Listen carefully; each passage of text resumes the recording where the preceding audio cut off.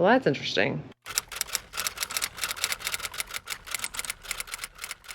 Hey, I'm Alicia from Alicia Runs and Reads, and today we are going to try and start up another TBR temp video. So I did one of these before, way back in September, and it is essentially me using a spinner wheel to pick 3 books off my TBR minimum, and I spin a red wheel for the books that are hot that I want to read very badly but just haven't gotten to yet. I spin a green wheel for the books that I'm just fine reading, I'm okay with, but I'm not like revving and worrying, we're burned and ready to go. And then the third wheel I spin is blue, and those are the icy ones that I don't really want to read, and they probably should go out of here soon if I don't get to them. So those are the books that I really don't want to read. They're in the TBR dungeon, they're almost out of the house. Made 3 spinner wheels, 1 for each color, and we're gonna spin and see what I'll be reading for this video. I'm going to spin. You ready? See what we'll get.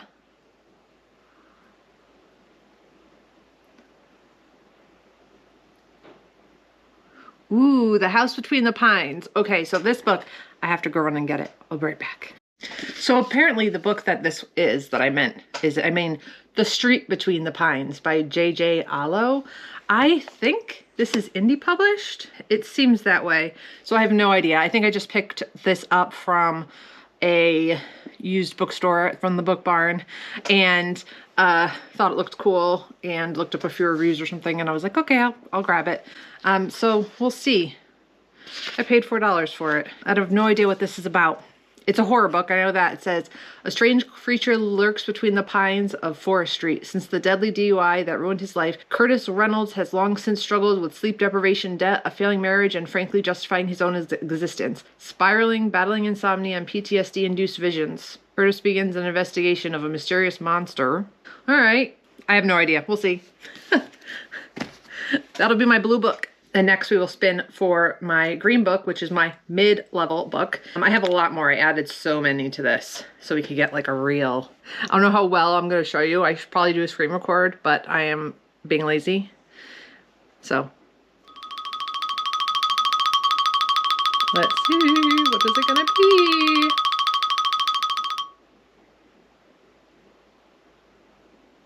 All right. It is The Center of Everything. So that is on these shelves, I think. Oh, yeah, it's down here. So this book is by Laura Moriarty, and I also grabbed this from a used bookstore. A lot of the ones that have been on my shelves for a long time, I grabbed randomly when I first started buying books again. I started buying books. None of these bookshelves existed until 2 years ago. I started really upping my reading, but previous to that, I had a Tupperware like this big that I would carry books from room to room in and read and then get rid of and then get a few books. And it was usually just whatever my neighbor would give me because I was just reading whatever. I had no idea anymore about what was being published because I had my kids and just didn't read for 10 years practically, other than like a book here and there. This is The Center of Everything. I've heard good things about this. It's a literary fiction book. It says, set in Kerrville, Kansas, The Center of Everything is told by Evelyn Bucknow, an endearing character with a wholly refreshing way of looking at the world. Living with her single mother in a small apartment, Evelyn is a young girl wincing her way through adolescence with a voice that is as charming as is recognizable. I don't really know what this is about, but sure. We'll read it and see. And then I am going to spin for my red book, the book that I want to read the most. Now, the rule of this is if I DNF a book and it's early enough in the book, I will respin. If I just feel like reading some more for this vlog, I'll respin. Whatever I feel like doing is what I'm going to do, but I will read these. I will at least attempt these 3 books, whatever I end up getting. So let's spin for the last hot book. Ready?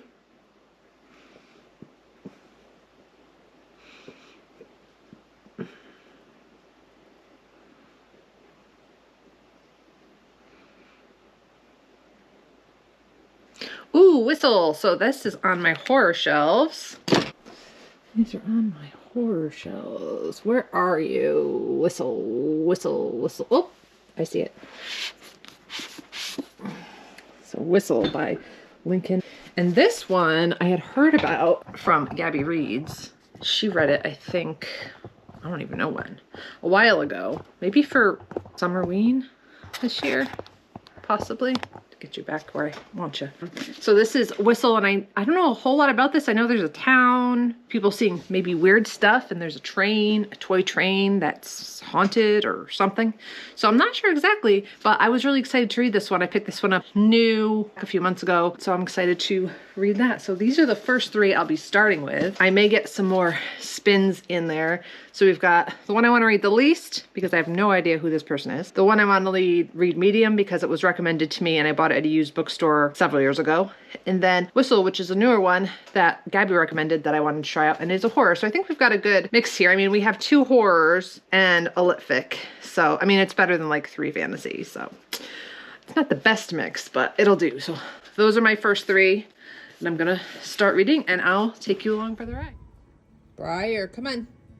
Come on. Briar, in the house, come on. You cannot stay out in the snow. It's too cold. Come on, baby. I promise you it'll still be snowing in the morning.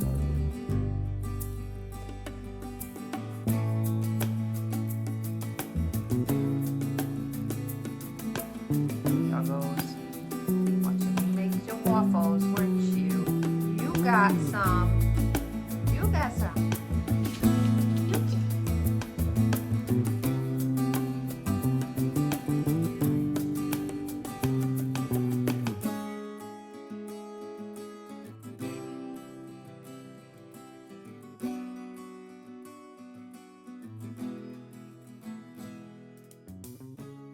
All right, so I have started these 2.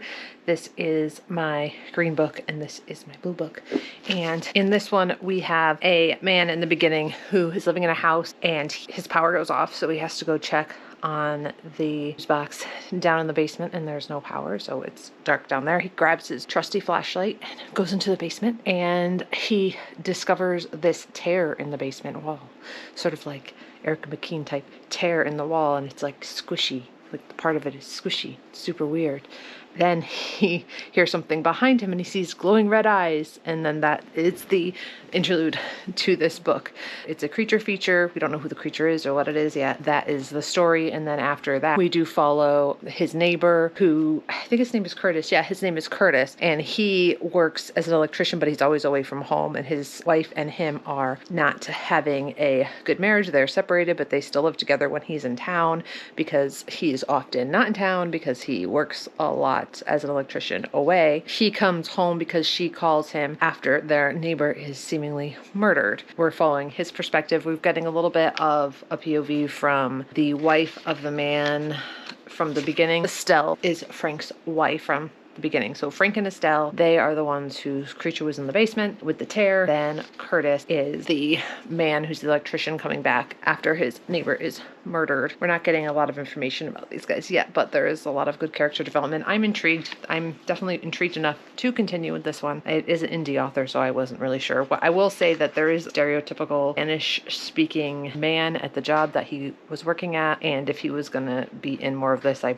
probably would have DNF'd it because it was very stereotypical and it was only a little bit. So I am going to look past that for now. Anyway, so that is The Street Between the Pines. I'm going to continue reading that. I also started Laura Moriarty's The Center of Everything, which is my green book. And I think I have found this on audio on Hoopla, but I think I'm about 30% of the way into this. And this is, I believe, a young adult novel that is a coming of age story. We are following a young girl. She's almost 11. I think her name is Evelyn, and she is the daughter to a single mom who's struggling financially, has some sort of history with her family, and was basically disowned by her family because she refuses to go to church and she got pregnant at a young age. Her father calls her some not nice words, so she doesn't have a relationship with her parents, so she is struggling, and Evelyn is just kind of along for the ride. She's coming of age and discovering her mother is a human being and isn't perfect. She is going to school, making friends, and having troubles in school, so it's like a slice of life kind of book, and I'm enjoying this one so far as well. There's an interesting character. I think his name is Travis. Travis that Evelyn befriended. I think he's a little bit older than her, and he's a bit of a troublemaker. He stolen things and has cut class and had to go to military school for a while. We had a big blizzard yesterday, so the kids are off today. The kids were off yesterday. We got about 2 feet of snow. We spent quite a bit of time yesterday shoveling out. At least the sun is out today, so it seems to be melting some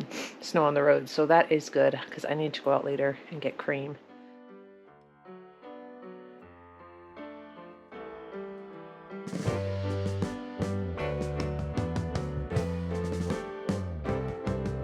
Sitting in the basement apartment I rented with you. So it is later in the evening now, and I got about 57 pages into The Street Between the Pines by J.J. Allo, and unfortunately I am going to be DNFing this. Was intrigued by the premise, and the first chapter was really great, and some of the setup was okay, but I found his writing to be like really descriptive and not in a good way. Unnecessarily descriptive. Descriptions of random things in Connecticut, and I'm in Connecticut, and I'm very familiar with the setting of this. It takes place in Norwich. Used to work very close near Norwich, and there's really no reason for all those random descriptions and like lists of tools in his bag and random other things in here that just doesn't seem to matter. It almost comes off as info dumpy, even though it doesn't even seem like it would be important information to dump. So I don't really know why that is. Yeah, I mean, it was intriguing. The cover is really cool. It is indie published, so I think that, you know, with more editing in here, like maybe the story would have come together. But I did go on Goodreads and StoryGraph and just to see what other people were saying about this. When I was reading some 3-star reviews, some 2-star reviews, they were saying a lot of the same thing about the descriptions and about some of the plot development here. And then I did go on and look at some spoilers because I knew I was DNFing this and I was going to unhaul it and not come back to it. And there are some things that happen farther on in that I won't spoil just in case. Yeah, I think that this is the correct answer for me. This is, like I said, there are some stereotypical like Spanish stereotypes in here. His coworker, Miguel, and it really turned me off quite a bit. I believe from the picture there's some information on about the author, but that this is just like written by a white dude, and it just comes off as very stereotypical, so I really didn't like that. And then on top of it, I really wasn't enjoying the writing style very much. Category, because I'm DNFing it and I didn't get that far into it or waste that much time on it. So let's pick another one. I will spin, so that's fun.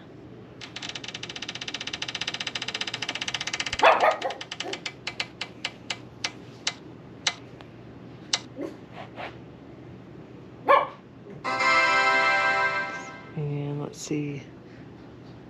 Your Blood, My Bones. So I think so. This is Your Blood, My Bones by Kelly Andrew, and I tried the Whispering Dark from her, and I thought it was fine. I think I gave it 2.5, 3 stars, or I DNF'd it, but I just remember thinking it was fine.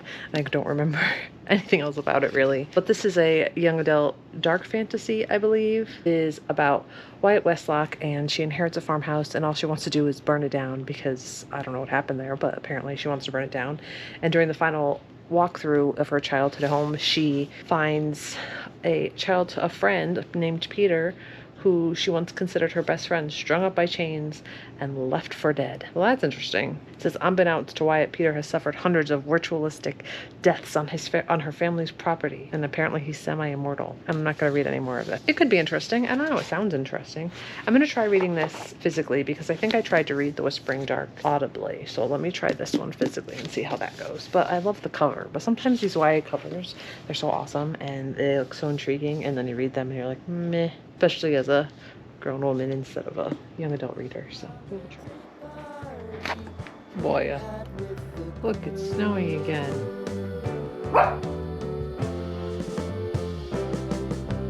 Romeo was roaming the garden.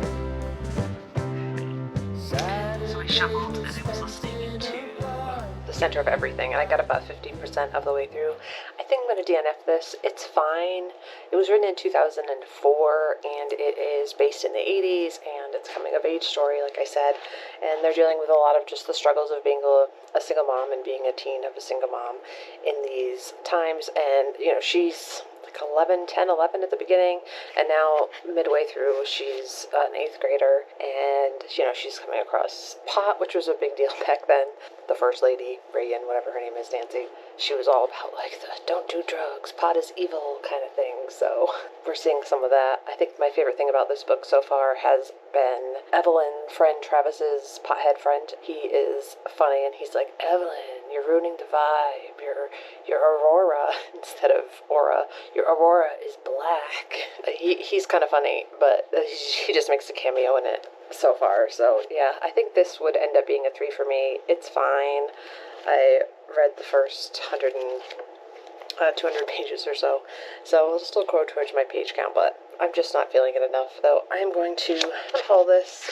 I want to say, yeah, I did. I got this one used at the book barn, just like the other one, to DNF and unhaul this and spin for a new green book to read.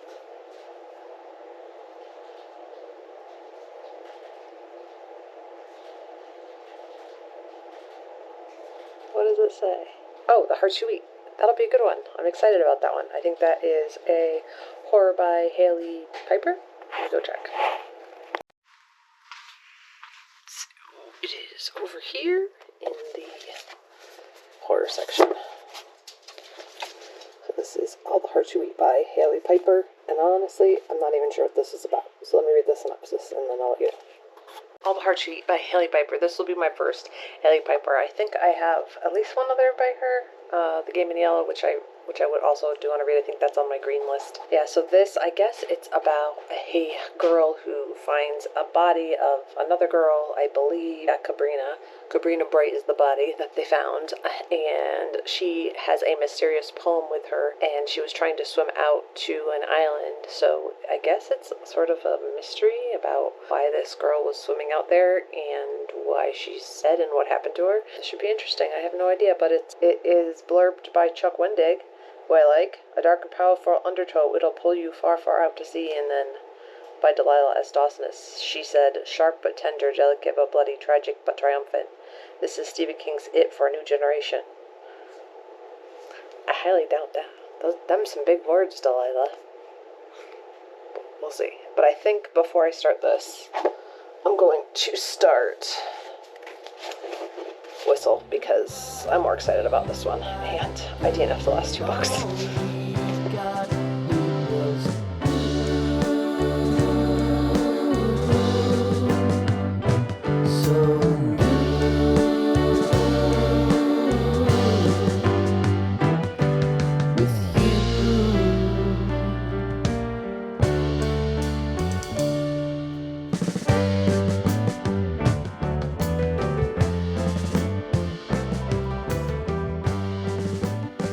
So I am on page 161 of Whistle, and I'm liking this so far. I've been switching between the audio and the physical.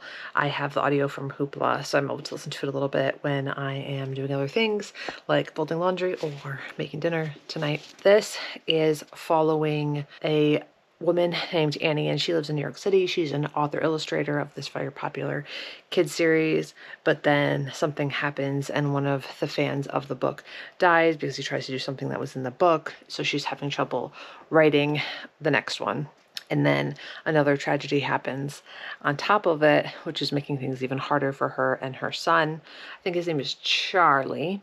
And so they decide that they need to get away from the city, and they go to upstate New York, this town. They rent out this house, and as soon as they move in, they notice some weird things about the house. One of the neighbors is a little weird and standoffish, and also this shed in the back of the house seems to be calling to her son. She is hearing weird whistles from a train that does not exist, and she is drawing strange things that she has never drawn before, some disturbing artwork that she has never drawn before and never set out to draw.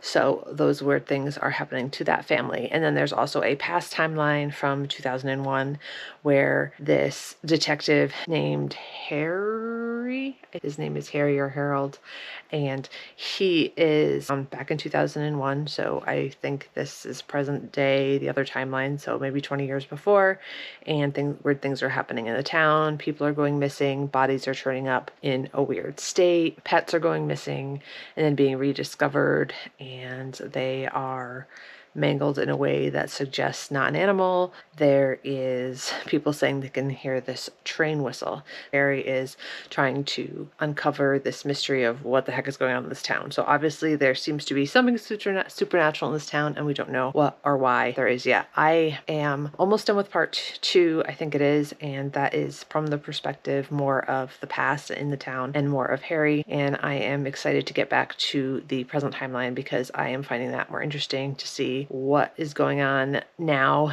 in the present timeline. Interested to see what happens next. I'm happy to finally have a win for this vlog because I think I'm definitely at least going to give this a 3. It'll depend on how it ends and where it's going. So far I am really, I would say the writing is kind of reminding me of Stephen King a little bit. Like you're in a town and you're getting these different perspective and events that are happening in a town, and the whole town seems to be haunted or cursed, etc. And then you have a more present timeline looking back at where things may be starting to happen again. So, and I think Stephen King actually blurbed this. He just says terrific, because Stephen King, man of many words. He spared one for Berkeley. Terrific. But I am enjoying this so far, so I'll get back to you next time I have an update.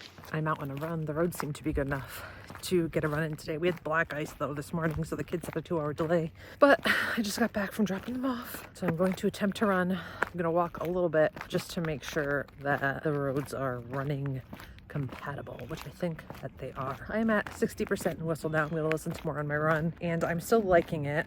It is definitely more of a classic kind of type horror, which is kind of refreshing since I've been reading a lot of lit-fic horror and feminist horror and things of that nature, where things are written a little bit more complicated or more metaphorically, etc. This is like a straightforward horror, which is nice. It's not as depressing, bleak as some of the other things I've been reading. I will say that in part 2, there was sort of a reveal that I feel like came too early.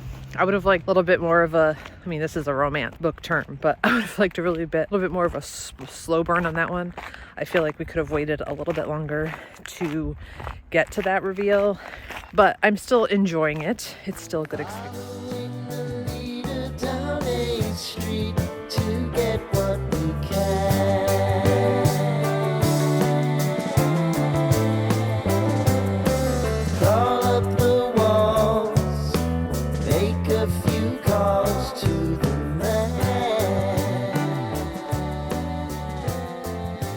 I finished listening to Whistle on my run, and I'm going to give it 4 stars. I think it'd be a high 3.75. I thought this was a good, very classic Stephen King-esque horror. I don't think it was anything super duper special, but I had a great time with it. It was an interesting spin. It reminded me of something like It or Nosferatu or Salem's Lot. The whole town is sort of something going on, which I thought was really cool. One thing I noticed this reminded me of Stephen King too was kind of spoil some of the deaths in here. He's like, and this is the last time he saw him, which I know Gavin has mentioned that Stephen King does that a lot, and yeah, I've noticed. It's like, wait, why would you do that? I would have been more surprised if you hadn't blown it. So I'm going to give it 4 stars. This was my red book, my hot book, so no surprise there. I started, where's the cover? Here's the book. There's the cover. I started Your Blood, My Bones. I read The Whispering Dark, which is in the same universe, and I thought it was okay. I liked some of the rep in it because the main character was deaf. Thought the world was interesting, but I think I ended up giving it 3 stars. But I read it on audio, and I didn't read any of the physical book for the most part. I know I had it. This one I already had on my shelves, and the covers are so cool, so that's what made me pick them up. So I need to get to this and see if it's worth keeping on my shelves or not. Liking this already better than the other one. It's not in a school setting, but we're on this sprawling estate. I'm only about 25 pages into this though, so I don't have much to say. This is not the best lighting, but it'll have to do. I made it to chapter 11 of Your Blood, My Bones, which is about 115 pages in. So I made it 115 pages into Your Blood, My Bones. This is very angsty, melancholy, teen, very abstract, magic-y young adult book. I don't know if I care that much, but I'm intrigued enough to keep reading. I think the writing is fine. So we have Wyatt is the girl in this story, and she goes back to her family's estate, plans to just like burn it all down and not have anything to do with it. When she was a kid, she would go there in the summer. She had these two friends who she spent a lot of time with. Their names are James and Peter. Peter, she had some sort of romantic inklings with. She felt very rejected by them for some reason before she left, and we don't know what that reason is. She went and lived with just her mom, and then her dad dies, and that's why she's going back to this estate, but she didn't have much of a relationship with him. So she goes to the estate, and she finds Peter chained up in a room, and she doesn't know why or what's going on, and we slowly find out what's going on with that. And apparently monsters in the woods. She can't leave the house now. There's no service, so she can't use her phone, so it's a very isolated kind of story too, which I do like better than The Whispering Dark, so I like that aspect a bit more. Oh, it's reminding me a little bit of For the Wolf, and also Last Tale of the Flower Bride. It has the same kind of vibe to it. Nothing's really clear. Everything's kind of talked around, and the main character is pretty clueless, so we're clueless too. It's never explained to us why her mother let her come to this place. Yeah, we know that her father died and she's inheriting, but still, if she got her away from it and didn't tell her anything about her family and the lore behind her family, etc., and told her that the magic maybe that she experienced once wasn't real, why would she let her go back to this estate by herself? She has her aunt's car or something, so maybe her aunt let her go, but it's never really fully explained, and I don't understand why her mother would have let her go if she knew anything about it. So I wish that was made a little bit more clear, because why is she a teenager at this place all by herself? That doesn't make sense. But anyway, this is feeling like a 3. Find the square feet of the triangular man who always had the land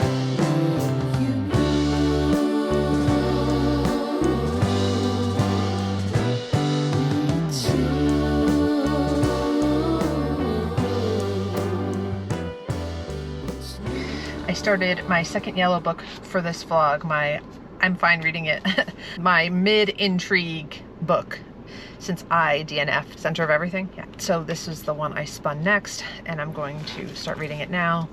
Haley Piper. This is my first Haley Piper, I believe. I might have read a short story or two from her, but I'm not sure. I don't really know what this is about yet. So far we have a person named Ivory, and she finds a dead body while she's out swimming. When she comes back on shore, this dead body has a little journal entry / poem on their person. Says basically, don't call this a suicide. I've chosen one death over another after I've been robbed of life. And the body belongs to Cabrina Aphrodite Bright is what it says on the poem. And I'm assuming this is going to be a mystery about what happened to her. They live on a small coastal town in Massachusetts. It says it isn't a ghost town, but a town filled with ghosts, and Ivory's about to discover just what happens when you let one in. So maybe they'll be some sort of haunting. It looks like there might be some ghosts. Yes, it says Ivory begins to see the ghost of Carabina, only to shake it off as a mere hallucination. Cabrina's closest friends have seen a similar apparition, and they toy with occult possibilities. They begin to unravel the truth behind Cabrina's death. So yeah, so far it seems like Cabrina didn't have the best home life. Her father, and then I believe maybe a stepmom, and the stepmom is very controlling. So far, this is where I think this one's going, but I don't know for sure. And yeah, so I'm just gonna sit here and read till my son gets out of his lesson. It is Sunday morning, and I am in my robe and pajamas still. Everyone is asleep. I love it. I love when everyone's asleep on a weekend morning, and I get to just relax in my quiet house. My husband's been home working all week because it's his busy season, and he just can't waste the time driving to work and driving home from work. He pretty much is working, has been working the entire month. I think he's had 1 or 2 days off, possibly, in the whole month, and working 10 to 12 hour days, but it should be done now. At least the really super long hours should be done now. Now he'll go back to normal super long hours instead of super duper long hours. He works a lot, so that's why I'm a stay-at-home mom, so I could do everything else that needs to be done around here. Anyways, I had a Libby hold come in for this, and this is a book that is on my physical TBR that I would say is a green book. It's like one that I was interested in trying, but not one I was super excited to get to. And I got this from Book of the Month.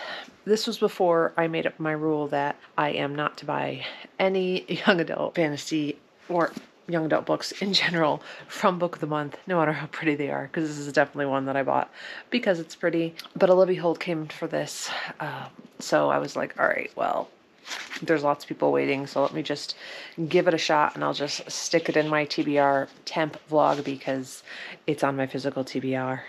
And I'm going to listen to it a little bit. I got 30% of the way in. This is about a school, but it's purgatory. It's about a bunch of teenagers that died and got sent to this purgatory, but it's a school, and you could be there for hundreds of years, and you reap souls from the ether, and you have to go to school. You have powers, and there's different houses. There's a competition in here, and 30% of the way in, I thought it was fine. And I didn't care. And it definitely is a little too YA for me at this point in my life, but there is a YA reader in my life, or at least I have a friend who has a YA reader in her life, and she's very excited to get this pretty copy of this. So I will be very happily passing this along. I also have gotten, this is also a green book, a mid book as we call them, and I've got 55 page into All the Hearts You Eat. And I'm still unsure about this. There's some ghosty things happening so far. There's a couple of trans characters in here, which I just figured it'd be somewhat queer because it's Hailey Piper. So that's interesting. And yeah, I don't really know what to think of it so far. I have no opinions on this. It's fine, but I'm only 50 pages in. I'm finding my mind wandering with this one, and I don't know if that's just me or if it's something about the writing, but I'm going to give it a good go. I don't know if I will read any more for this vlog today because I do need to reread Shield of Sparrows for my book club tomorrow. I don't know if I'll read it in its entirety, but I'm definitely going to go through and read and refresh my memory on that today. That's one I did enjoy, so I have a book club for that tomorrow. And yeah, I don't really know what to think of it so far. I have no opinions on this. It's fine, but I'm only 50 pages in. I'm finding my mind wandering with this one, and I don't know if that's just me or if it's something about the writing, but I'm going to give it a good go. I don't know if I will read any more for this vlog today because I do need to reread Shield of Sparrows for my book club tomorrow. I don't know if I'll read it in its entirety, but I'm definitely going to go through and read and refresh my memory on that today.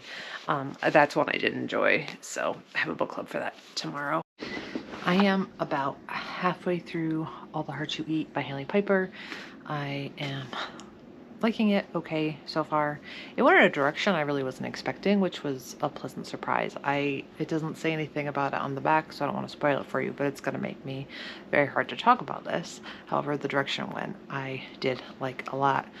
It's definitely a paranormal direction, and I am liking that. There's a lot of trans characters in here, a lot of trans rep and themes of identity and belonging and things like that, and I am liking it. I don't know if I have too much to say right now. It's still kind of sitting at a 3. For some reason, the writing style is sort of not keeping me engaged with it for that long of a time each time I try to sit down and read it.